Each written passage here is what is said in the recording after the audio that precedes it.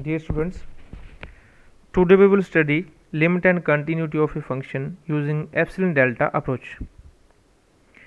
In previous classes, we have studied various types of functions and sketched their graphs.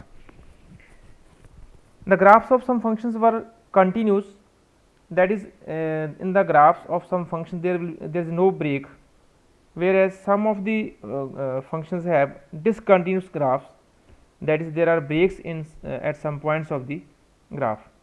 For example, sin x, cos x, modulus of x have continuous graphs, whereas greatest integer function tan x, cot x, etc.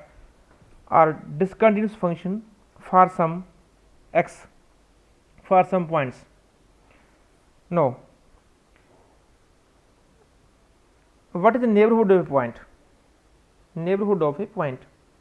Suppose C be a real number and A B are real number such that A lies between A and B, C lies between A and B, then open interval A B is called the neighborhood of C.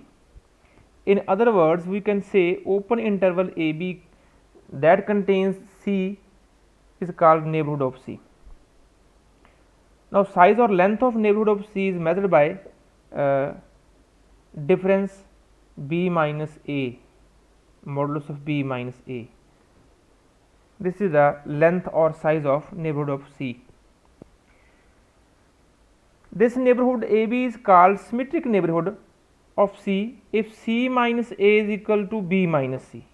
If C minus A is equal to B minus C, that is the difference between C and A is equal to difference between B and C. Therefore, for a given epsilon, a very small positive number C minus delta to C plus delta, this open interval will be equal to which contains all the numbers, real numbers x, such that x minus C is less than delta. That is, suppose this is C, and if we take in neighborhood of C, this is C and this is neighborhood of C A B, and this distance is suppose delta, then we say that delta neighborhood of C. What is the meaning of deleted neighborhood? Any neighborhood of C which do not contain point C is called deleted neighborhood of C. That is, if C belongs to AB, neighborhood of C, then AC union CB, that is a interval excluding AB, interval excluding C only. If we exclude point C from the interval AB, then we get deleted neighborhood of C.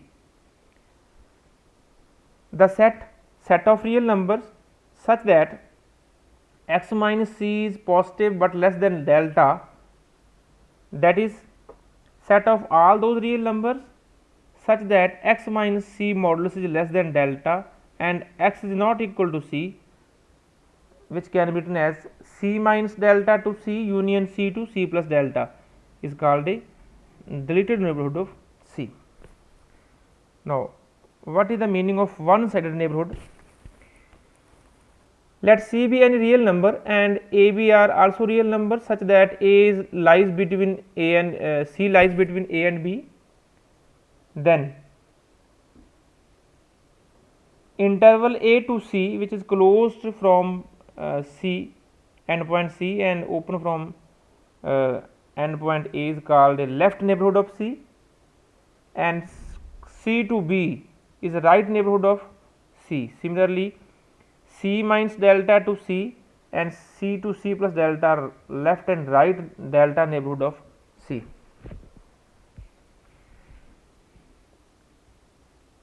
C minus delta to C open interval and C to C plus delta open interval are called left and right deleted neighborhood of delta neighborhood of C. These two intervals do not contain point C. These two intervals do not contain point C. Now, what is the meaning of as x approach to 0? X approach to 0. What is the meaning of this term x approach to 0?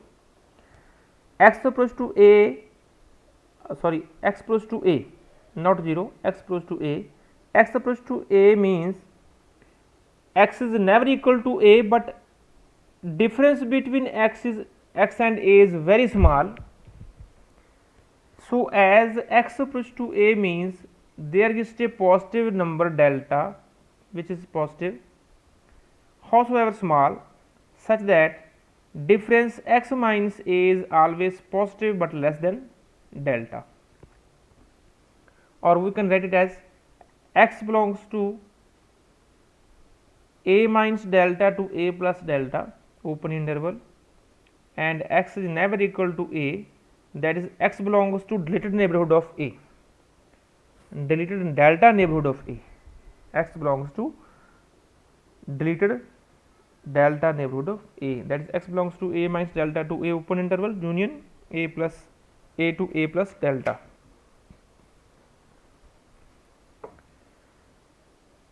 If x belongs to A minus delta to A only, open interval A minus delta to A only, then we can say that x tends to A from left, and we write it as x approach to A minus sign indicates that x approach to A from left side. Sometimes it can be written as x approach to A. Similarly, when x belongs to A to A plus delta interval, then we say that x approach to A or x tends to A from right, and we write it as x approach to A plus means x approach to A from right side. Here we see that that is x can approach A, x can approach point A from two sides, left side or from right side. Now, what is the limit of a function? Limit of a function.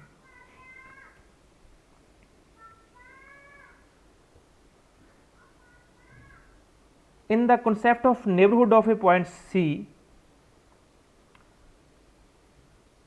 that is, if x approach to A in the little neighborhood of A, we say that we have studied that x can approach A from left side or right side. According to this, we have two types of limits.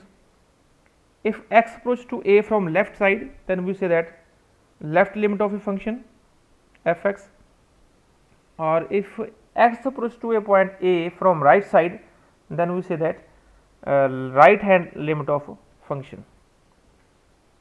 See this table.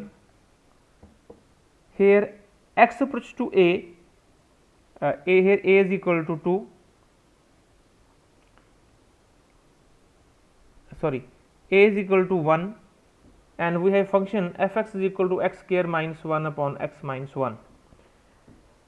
X approach to 1 and x can approach 1 from two sides, from the left side or from the right side. Suppose x becomes 0.9, that is x is always less than 1, 0.99, 0.9999, 0.999. This means x approach to 1 from left side, from below. When we take value of x is equal to 1.001, 1.001, 1.01, 1.1, this means x is always greater than 1, but very close to 1. In this case, when x is equal to 0.9, 0.99, 0.99, 0.999, in this case x is very close to 1, but always x is less than 1. This means x can approach 1 from left side, and also x can approach 1 from right side when x is always greater than 1. In that case, what would be the value of fx? When x is equal to 0.9, then we have fx is equal to 1.9. When x is equal to 0.99, we have fx is equal to 1.99, and similarly when x is equal to 0.999, then fx comes out to be 1.99. Similarly, when x approaches to 1 from right side, that is when x is equal to 1.1, then fx comes out to be 2.1, and when x is equal to 1.01, fx comes out to be 2.01. Similarly, as x approaches to 1 from right side, fx approaches to 2 from right side. This means the same fact can be expressed by saying that difference between fx and 2 becomes as small as possible whenever x is sufficiently near to 1, but x never equal to 1. We can say it as, if epsilon is positive, howsoever small, there exists a real number delta such that fx minus 2, this difference becomes very small, less than epsilon, whenever x minus 1, that is difference between x and 1, becomes very small, less than delta. That is, as x approaches to 1, either from left side or right side, fx approaches to 2, fx approaches to 2. See this diagram, this is point 1 and this is delta neighborhood of 1. If we approach 1 from left side, then fx which is equal to x square minus 1 upon x minus 1 approach to 2 from left side. As we approach 1 from right side, value of function, limit of function becomes equal to 2 plus epsilon, where epsilon is a very small positive number. That is, we can say in both cases fx approach to 2, that is difference between fx and 2 becomes very small as difference as x becomes very close to 1 from either side, from left side or from right side, that is x minus 1, this difference becomes very small, less than delta, then fx minus 2 becomes less than epsilon, where epsilon delta are positive and very small. This is the limit of function fx, that is, we can say that fx approaches to 2 whenever x approaches to 1. Left limit. A function fx is said to have a left limit L as x approaches to a from left, written as fx is equal to L when x approaches to a from left. If given epsilon positive, howsoever small, there exists a positive real number delta which depends upon the value of epsilon, such that fx minus L is less than epsilon for the deleted neighborhood of left neighborhood of a, that is x lies between a minus delta to a. Delta epsilon means delta depends upon the value of epsilon. Right limit. A function f is said to have a right limit L as x approaches to a from right, which can be written as in this way: x approaches to a plus means x approaches to a from right. This limit which can be written as limit fx as x approaches to a from right is equal to L if for a given epsilon positive, however small, there exists a positive real number delta which depends upon the value of epsilon, such that fx minus L becomes less than epsilon whenever x lies between a to a plus delta, that is x approaches to a from right side.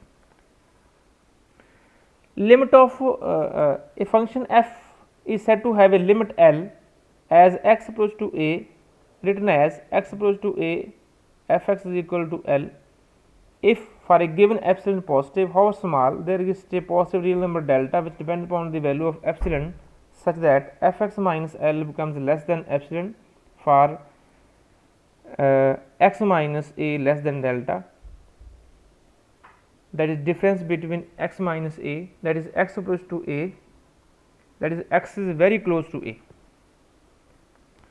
By combining left and right limit, we can write a function f is said to have a limit L as x approach to a, which can be written as limit of fx as x approach to a is equal to L.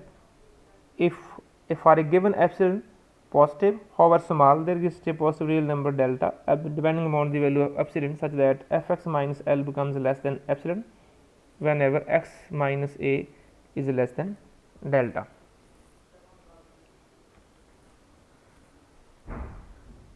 When x approaches to a from left side, this limit is called limit from below or left hand limit, or we can write it as f a minus or f a minus 0.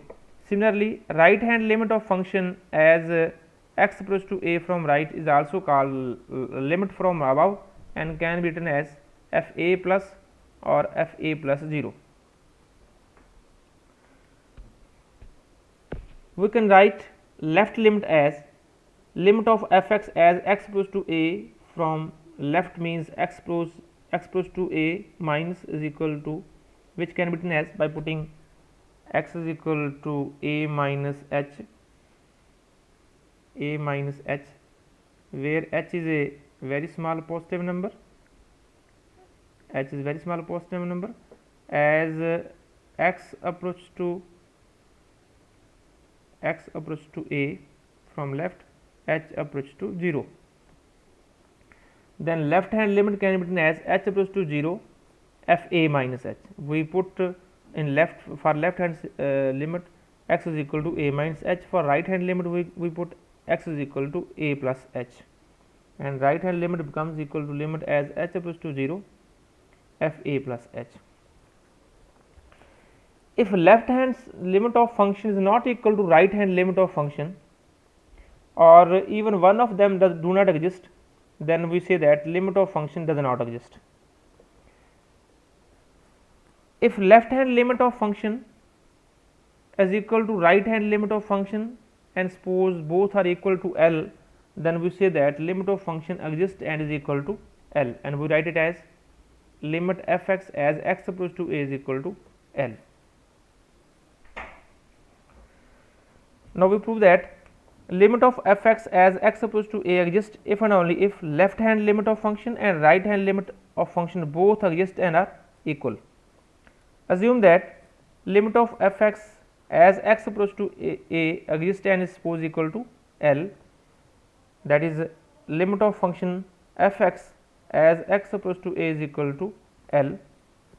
That implies from the epsilon delta definition, for a given epsilon positive, however small, there is a positive real number delta which depends upon the value of epsilon such that fx minus L is less than epsilon for x minus a less than delta. That implies fx minus L is less than epsilon for x a minus delta less than x less than a, and also fx minus L is less than epsilon for a less than x less than a plus delta.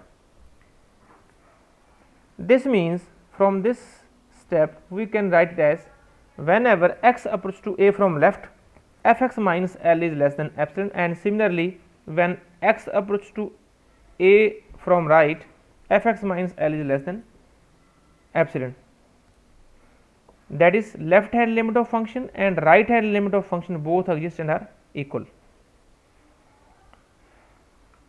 Now assume that left hand limit of function and right hand limit of function both exist and are equal to suppose equal to L, then left hand limit of function is equal to and right hand limit of function are equal to L. Now left hand limit of function is equal to L. This means for a given epsilon however small, there is a positive real number delta 1 which depend upon the value of epsilon such that fx minus L less than epsilon for a minus delta less than x less than a, that is delta 1 left neighborhood of a. Again,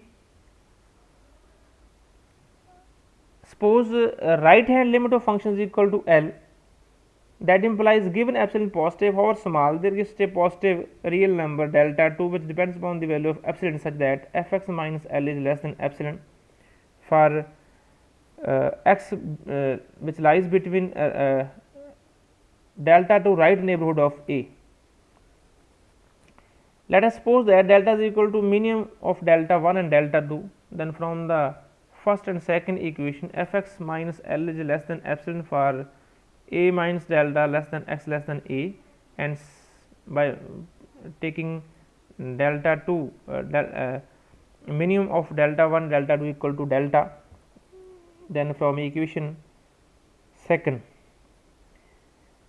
fx minus L less than epsilon for fx minus L less than epsilon for x lies between a and a plus delta. Combining these two, we have fx is equal fx minus L less than epsilon for 0 less than x minus a less than delta, that is for delta neighborhood of a, when x approach to a from left or right, limit of fx approach to 0, limit of f comes out to be L, that is limit of fx is equal to L whenever x approach to a. Now, if limit of fx exists finitely, then we have to prove that it is unique, that is limit of a function if exists, then it will be a unique limit. Suppose if possible, limit of fx as x approach to a is equal to L, and also limit of fx as x approach to a is equal to L dash, that is we have we suppose that limit of fx as x approach to f have two different limits, suppose L and L dash, then generally if we assume that L dash is greater than L, then we can take epsilon, suppose epsilon is equal to L dash minus L upon 2, because L dash is greater than L, therefore L dash minus L upon 2 will be a positive number, and we take it as epsilon. Now, limit of fx as x approach to a is equal to L, this means for a given epsilon however small positive, we can find a positive real number delta 1 depending upon the value of epsilon such that fx minus L is less than epsilon for 0 less than x minus a less than delta 1. Again, if limit of function is L dash as x approach to a, that implies given epsilon positive however small, we can find a positive real number delta 2 which depends upon the value of epsilon such that fx minus L dash is less than epsilon for x minus a less than delta 2.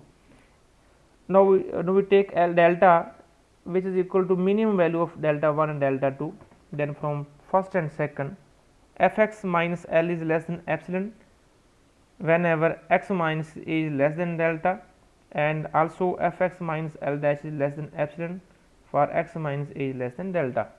Now, L minus L dash, which is a positive difference, we can write it as a modulus of L minus L dash, and we add and subtract fx in this L minus L dash, and this can be written by using the properties of modulus L dash minus fx plus fx minus L, which can be written as by using the properties of modulus, which is less than equal to L dash minus fx plus fx minus